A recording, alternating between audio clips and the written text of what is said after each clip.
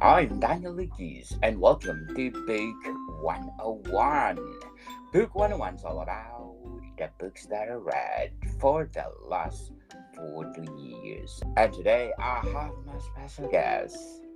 He is the author of several books, and of course, award winning and best selling author. No other than Mr. Carl Vonderau.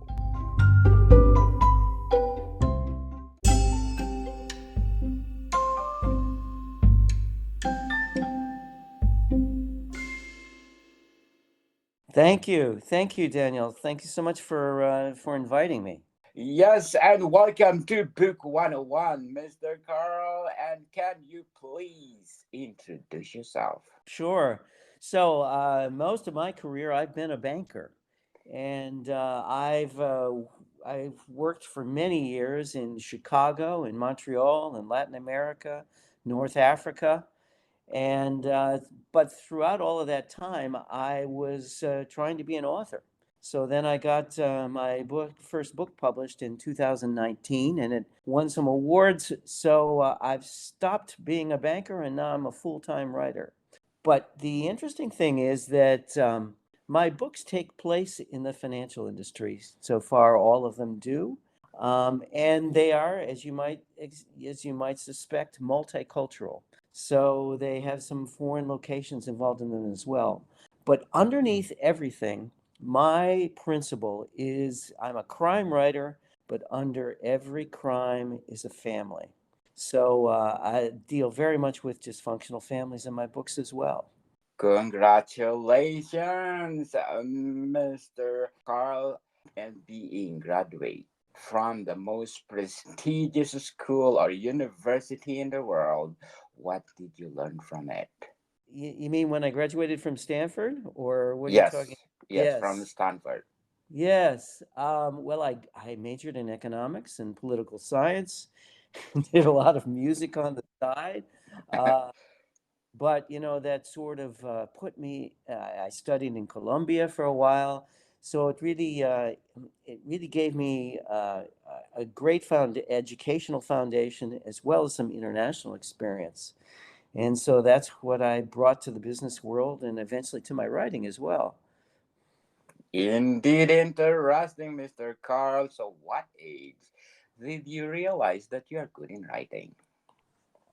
I think I always liked writing from a very early age. The funny thing is that I used to write ghost stories when I was in elementary school, and I can remember I wrote one in the third grade about germs taking over the world. I guess that was a little prescient. I don't know. And the teacher gave a note to my mother, and she said, "Clever, but rather morbid." And I thought, well, that's great because I had no idea what morbid was. so, so, so I always made up stories, and I used to write music as well. And I guess I've always wanted to be a writer. Definitely. What are your long term and short term goals in writing? Well, my short-term goal is to finish the next book and to promote this one. so, so I've been concentrating on that, and my long-term goals are really to become a better writer, as well as to get a lot more books sold. I want to become get some modicum of success. Who are your favorite authors that influence you the most? Well, it's interesting. I have authors in particular books that have influenced me. For instance, like Dennis Lehane wrote Mystic River, which is a phenomenal book. And the beginning of that book takes place 20 years before the main plot of the book. And I thought he did that so well. And in many ways, I used the same structure in this book, Saving Miles, where when the parents have to send him away to a residential treatment center, it takes place more than a year before the main plot of the book. So I also love Daniel Woodrell's Winter's Bone. That was made into a movie, a very good movie as well. But it's wonderful how he does a hero's journey from a teenage girl's perspective. So you can learn a lot about a hero's journey there. Frederick Bachman in Beartown, he switches points of view flawlessly throughout the book, like 20 points of view. And you can learn so much on how to do that by reading that book. And then, lots of them, like Tim O'Brien wrote The Things They Carry. And I think many authors don't appreciate the value of objects in their writing, in their fiction writing. That an object can really reveal a character, and it's like the things they carry is like a primer on how to use objects. It's really good. Jean Le Carré and his voices and how to make a con man sympathetic. These are just a few of them. I think you can learn a lot from particular books. Definitely. So, Mr. Carl, if you describe the writing of your favorite authors, what is it or what are they? I think they fundamentally must evoke emotion in the reader, and that's the real objective of a writer. Even in a thriller or in a crime novel, you want the reader to feel the emotion of those characters, and I think all of these people do that well. Yes. So, did you get those criteria in your writing? I try to, yeah, yeah. I think if you look at Saving Miles, it's a very emotional book. and I use different techniques to do that. And I've actually am teaching a course on how to put emotion in thrillers. So I think this one succeeded in that. Congratulations! And before we go on, Mr. Carl, I want to shout out to the people listening to these countries according to my ranking tops in the last 30 days. Because in Zambia, I got number 7 on the Apple chart, Pakistan at number 20, Spain at number 21, Qatar at number 29, Slovenia at number 53, Nigeria 56, Chile at 68, Egypt at 136, Zimbabwe at 139, Singapore at 154, Norway at 183, Belgium at 194, Cambodia at 216, and a lot more. Thank you so much for supporting this podcast because this podcast is created to empower writers all over the world like Mr. Carl Vonderau. Let's talk about your latest book. Saving Miles. Yes. How did you crafted it? Well, I wanted to do a few things in this book. Um, First of all, I had read the John Grisham's The Firm many years ago. And I thought, well, that's in a law firm where the mob has taken over the law firm. What would happen if the mob or a criminal element took over a bank in the US? So I thought that would be interesting. Then I thought, yeah. And then I thought, well, I have, I always deal with families. Suppose the son is such a problem and it's been such a problem growing up for two parents that it's really exploded the marriage. It's ruptured the marriage. The parents aren't getting along, and they've had to send him off to a treatment center because of a drug issue. What happens when they come back, and how do these parents reconcile with one another? I wanted to do that as well. I also wanted it to be multicultural. I've spent time in Montreal. I've spent time in San Diego, where I live now, a lot of time in Mexico. So let's have characters from each of these places. So that's what I did as well. And then finally, it's in the financial industry, but not many people know much about money laundering. So I thought, you know, how can I learn more about money laundering and put some of that in the book? So these were kind of the overall kinds of objectives I had in the book, besides crafting something with tension and with good character development. Well, indeed, Mr. Carl Saving Miles. What behind the title of your latest novel? Yeah, well, they're trying to save their son, and they had two parents, and they've been trying to save their son virtually from the time he was born. But it's all about as well saving each other and themselves. So they all have to save themselves in order to survive what happens in this book. According to Miss Rita, a tense and satisfying. What are the elements that you put in the story or novel that make this story tense and satisfying? Well, I think so, the tension with the family as well as the danger, and that they are able to reconcile to survive and cherish one another is at the end. And I can tell you a little bit about the plot of the novel if you'd like. Yes, go ahead. I'm Sure. interested to it. Okay. So, as I mentioned, these two parents have had a very difficult time raising their son. And when Miles is 16 years old, they find Oxycontin hidden in his closet. So now they have to save his life and have to do something drastic. So they send him against his will to a residential treatment center. When he comes back a year later, he seems to be totally changed. He's got a new attitude. He gets straight A's. They think it's a miracle. But then their son sneaks off to Mexico to do a drug deal and gets kidnapped. So now what do? How do they save him? Well, the wife works for a nonprofit, and the owner of the nonprofit also owns a small bank, and he has all kinds of connections in Mexico. And he offers to negotiate for them as well as to lend them the money for the ransom, but under one condition, and that's that Wade, the husband, who's a very, very successful banker, comes to work with him at his bank. So, Miles is saved, but now the problems are just beginning because this bank seems to be involved in some really sketchy activities, including money laundering. And now it's not only the son in danger, but everyone in the family, and they have to come together in order to save themselves. Wow. Interesting, Mr. Carl. So, and according to one of the Kindle customer, great book. What is a great book for you? It's one that has both plot and character. I think a lot of literary fiction is much more oriented toward character, but I like a bit of plot, some twists in the book as well. And it's that balance that's really makes a book great.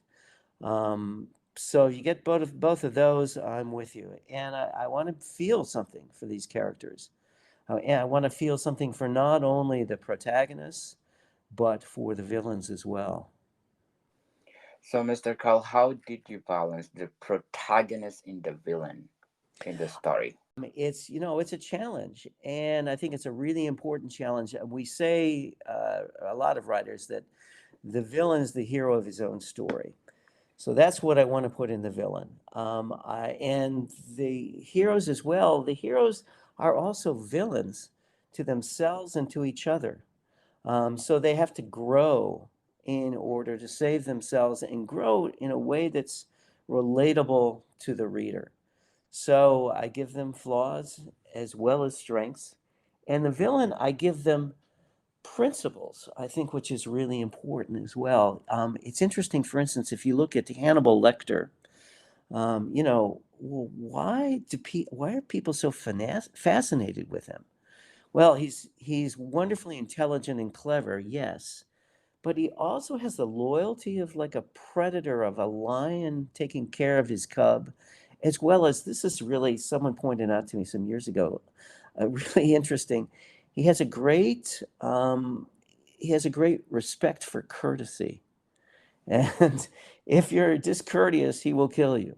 So I wanted I wanted my villains to have some principles that everybody can relate to, and there are two principles in the Mexican cartel that I put in this book. One is that their children, they feel that their children must survive, and two, that their children must have better lives than they do. And I mean, who can't relate to that? In fact, the hero of the Colombian cartels, the heroic family, was actually the Kennedys, because the father was a bootlegger and the son was president. So that's the kind of motivation I want to have in my villains as well. Very well said, Mr. Carl. So, what inspired you to write Saving Miles? Well, I talked about the elements I wanted to put in it. We had some family history with one of my sons had some issues 20 years ago. I wanted to put the emotion in some of what I learned from that in the book. And so, I put all of that in. Can you describe the research process behind Saving Miles? Yeah, yeah, a lot of research. Uh, a few. So, for one thing, I'm a banker, but I didn't know a lot about money laundering. So, which, some people find it hard to believe. But anyway, um, so I had to do some research on that. And what I did was I joined an organization that trains bankers and people in law enforcement how to spot and prevent money laundering. And there are actually sections, specific sections in banks called compliance areas that just look for fraud and money laundering within the bank. And this organization trains those people. So I took some courses. I was certainly the only writer there and got, talked with some of these people. I also got a couple of contacts with the FBI, and I research with them on money laundering as well as kidnapping. What could the FBI do in Mexico and what couldn't they do in Mexico? So that all helped. I talked with the DEA, someone in the DEA. Every one of these law enforcement agencies has specialists in money laundering. Yeah, yeah. One statistic I read was that 1 to 3% of the world's economy, is money laundering. And in international trade, it could be as high as 7% is actually money laundering. So it's endemic throughout the world. And it's what I had to learn more about. The other thing I did was I work a lot with nonprofits, and I didn't know Tijuana that well. Much of the book is set in Tijuana. So, I had some people I worked with at the YMCA who were in the YMCA in Tijuana, and I asked them to show me around where some of these settings might take place. Like, where's the perfect place for a kidnapping to occur? And Yes. so, I can describe that place. I mean, they took me to this area which was all entertainment. There must have been 20 bars there, one right next to the other, and each had its own type of music. So one would be reggae, another would be American pop, another would be Mexican pop, another would be rap, and another would be heavy metal, and just crowded with all these young people. And I thought, well, how could a kidnapping occur here with all these people around? So then Mhm. we went to the parking lot, right? And I thought, well, maybe it could happen here, but there were two guards there. I thought, no, that won't happen. And then we spotted a driveway that went underground to the underground parking lot. And it was dark, it was wet, it smelled. Chunks of concrete had fallen from the ceiling onto the floor. There were no guards there. And you can imagine as a writer what I felt when I saw that. Perfect. A banker, what is your proposal to combat money laundering? What do I propose to combat it? It's very difficult. I think the banks have to get after it, and as well as every other business. And now there are laws in place which it's make it much more difficult. I think there has to be greater control in the cryptocurrency area, which is beginning to happen. So I think everyone is in the right. It's proceeding in the right direction. But for instance, things like international trade, it would take so much manpower to control when the prices have been inflated to money laundering from here or there. It'd be very difficult. I think also foreign banks have to be more involved in foreign governments involved with the use of U.S. currency in their economies. You you may know that the U.S. dollar is accepted virtually anywhere. So a lot of the drug cartels will ship the actual currency to other countries and use it to buy products there or change it into local currency that way. So it's a very difficult problem. Very well said, Mr. Carl. So you mentioned Tijuana. Tijuana people is where Caesar salad came from. So I'm inviting you to listen to my other podcast. You're absolutely right. Not many people know that. Yes, the birth of Caesar salad people. So I'm inviting you to listen to my other podcast, Food 101, on our third season with Chef Alessandro, one of the best executive chef in one of the best restaurant or five-star restaurant in downtown Toronto. So please do listen to our latest episode. We talk about spices, people, spice. So please do listen. Food 101. Plus, our books are out. Not only one, but 12 volumes, people. From volume 1, basic, 12 is all the books that you need. How to create a delicious food. Available on Amazon and leading online bookstores worldwide. What are your challenges while writing Saving Miles? There were a number of them. So let me tell you how this book progressed, because I had written one other book, Murderabilia, which was about the son of a serial killer who's accused of the same crime. And I wrote that in first person, the whole book. So I started writing this one just from the father's point of view. And I talked to my agent, and she said, I really like more than one point of view. And I thought, oh no. But so I took the challenge. And I was in a critique group, and the first one I took was the wife, and I had to really get into her character and do some research in terms of what would make a woman leave her husband and have all these problems with her son. So I started writing that, and then the voice was a little too similar to the husband's voice. So then I decided I'd write it in third person, close. And that really helped me distinguish the two voices much better. And then I decided, well, wouldn't it be great if this book ended with the son's voice? That the situation is resolved, and here's what he thinks of it. I had another writing coach, Carolyn Wheat, and she said, "Oh no, you have to have the son's voice throughout." And again, I thought, oh no, I'm not a teenager. How am I going to write a teenager's voice, right? Yes. So I looked at the voices and the slang that teenagers used. And Carolyn, she gets right to the right question. She said, "So, Carl, who are your readers? Are they teenagers?"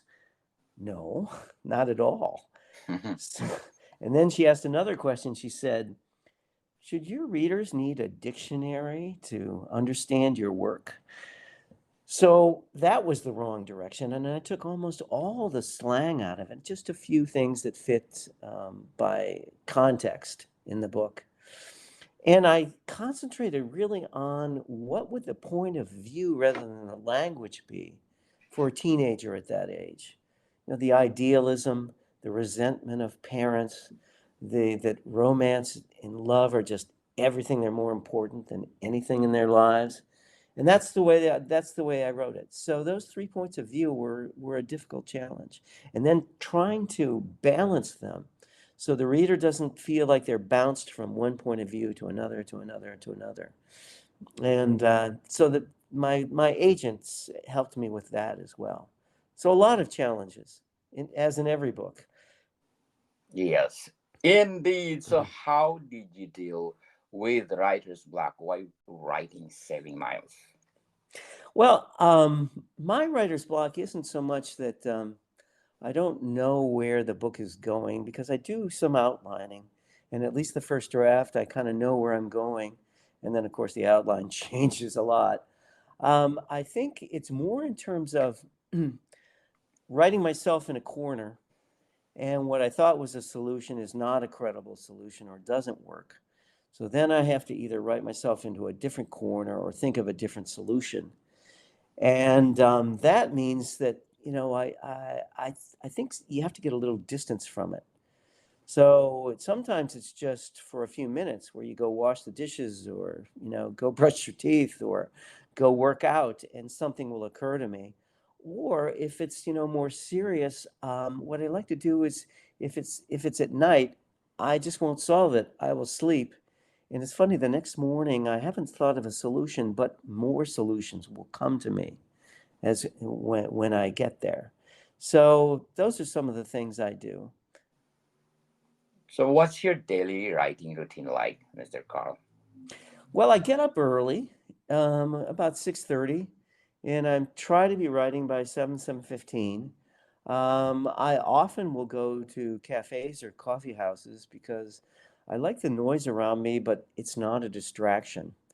I can't go watch the news or anything like that. I just have to get to work. And I like to do that. And then, every 2 hours or so, I like to change venues, get up, go somewhere else. So and I do, and it could be punctuated by promotional things. And I'm involved with a group called Sisters in Crime here, where we're writers of crime fiction and nonfiction as well as fans. So I do some things for that organization, and I work for a nonprofit as well. Do some work for them. So all of that gets mixed in the day, switching from one side to the other. I try not to be doing any writing after 7 o'clock at night, where I try to spend more time with my wife.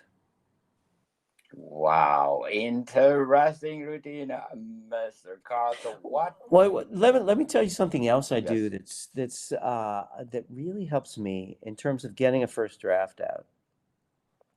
I write my first drafts by hand on legal pads, not in the computer, and I write as fast as I can. So I've got an idea of what the conflict is and maybe where the solution will be to that particular scene. And I write really fast by hand. And I leave out a lot of things like gestures and setting details and maybe, reactions, but just getting the basic scene down.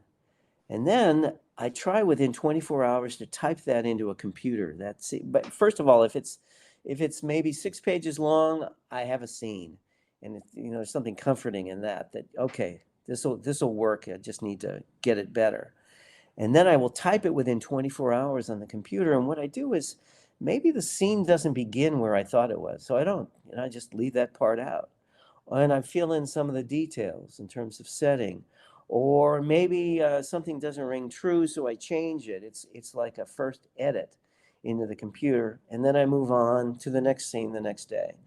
I find that that works best for me for trying be to work more faster in getting that first draft. Interesting writing, Mr. Carl. So, what's the most rewarding aspect of being an author? I think there are a couple. One is just internal and personally. Every once in a while, you write a scene that you feel it emotionally, and it just really works. It just is really satisfying when a scene works. And they don't all work, that's for sure, but some of them do, and that's very satisfying. I think too is talking to people and going to these conferences where people actually want to read your work or have read your work and ask you questions about it. It makes it feel as if you've done something significant, and I like all that aspect. And I like just exchanging opinions, like here, on what's the writing process about and how do people go about it. I think that's all a lot of fun. Definitely. So, how do you feel about the current state of the publishing industry nowadays? Well, I think it's certainly in flux. It's never so easy to get published, and it's very hard to get noticed. So, there you can self-publish now, and there's great variety in how good the work is, and how do you get noticed. To get into a big publisher, one of the big five, is harder than ever because they're consolidating. they they have a lot of the power. And what I mean is they have distribution, which is huge. They can distribute books worldwide as well as across the country. They have clout with the major reviewers. They have clout in terms of getting your end budget, in terms of getting your book noticed. So all of that is it's an advantage, but you don't get to know the people you work with to the same extent you get with a mid-list publisher or a small publisher. I'm published by Ocean View, and they're a mid-list publisher. So I get to know those people a little more. I get to talk with them about how to promote the book and what to do about the book and where the book needs to be changed in terms of developmental editing. So that's all very valuable in a mid-list publisher, but it's very hard to get a bestseller because they just don't have the scale that a big publisher does. If you go back and give advice to yourself when you're first starting out as a writer, what would it be? Well, there are two things I would do more of, and one is when I'm writing the book, think more about structure. First act, second act, third act, inciting incident. When do you put in the subplots? What's the moment of darkness before the end? All the typical stages that people use to structure a book. I think I would think more about that. And secondly, I would think more about promotion and how I do promotion and be active on social media and what is the most effective way to do that. Those are the two things I would do differently. Very well said, Mr. Carl. So, where can our listeners find more about you and your work? Well, I hope they will. And I have a website. It's www.carl with a C-A-R-L, Vonderau, Vonderau.com. And you can sign up for my newsletter on the website as well. I'm also on Facebook, and I'm on Instagram, and I'm active with what our Sisters in Crime chapter does every month. And we put on events open to everyone, and we're called Partners in Crime in San Diego. So please tune in and check me out. Yes, people, let's support Mr. Carl Vonderau because if you support him, more books to come. Thank you, Fate Spot, for being number two best book podcast on the planet. And of course, Lisa Notes. Thank you so much for my latest score of 26 and belong to 10% popular show globally. Mr. Carl, thank you for your time. So much for inviting me. We'll have another fun chat next week. Saving Myles, is that good for a series or a motion picture? I think it will be good for a motion picture and maybe a series. We've had some interest from Hollywood, but we'll see what happens. Probably a TV series. Uh, but I'll take either one, right? and I'm there's some things that are left in the air in the book, and I think it might work as a sequel. I've never written a sequel, but this one might lend itself to a sequel. Thank you so much again. More to come, people. See you soon.